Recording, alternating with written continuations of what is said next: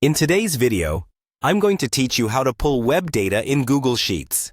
This is a handy skill, especially if you find yourself regularly needing to analyze or share data from the web. So, let's dive right in and make the most of our 5 minutes together.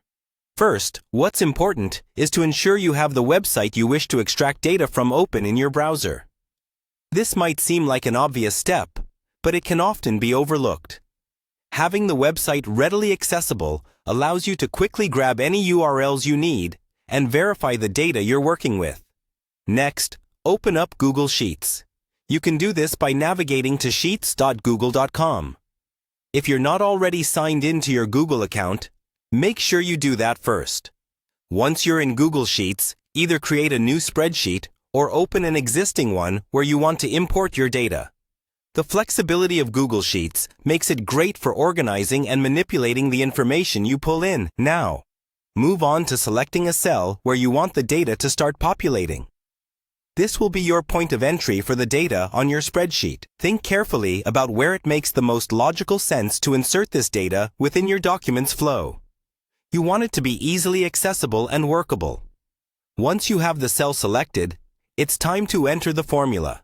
Google Sheets uses a powerful formula called import html, which allows you to extract data directly from web pages. This is particularly useful for tables and lists on websites because it's designed to pull structured data seamlessly.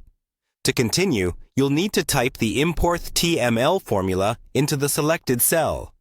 The general structure of this formula looks like this. Import HTML URL. Query. Index.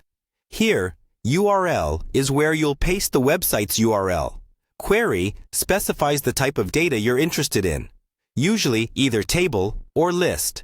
And index helps identify which table or list you want if there are multiple on the page.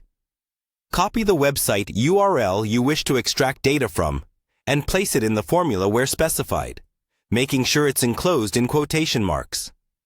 Double-check that you've chosen the right query type and index to avoid any errors. Finally, once you have your formula set up, simply press Enter and wait. Google Sheets will process the request, and, in a few moments, you should see the data start to populate the cells before your eyes. It might take a few seconds if you're pulling a large data set, so be patient. And there you have it. A quick and efficient way to bring web data into Google Sheets using the import html function. As with any technical process, practice makes perfect, so keep experimenting and exploring what you can do with this powerful tool.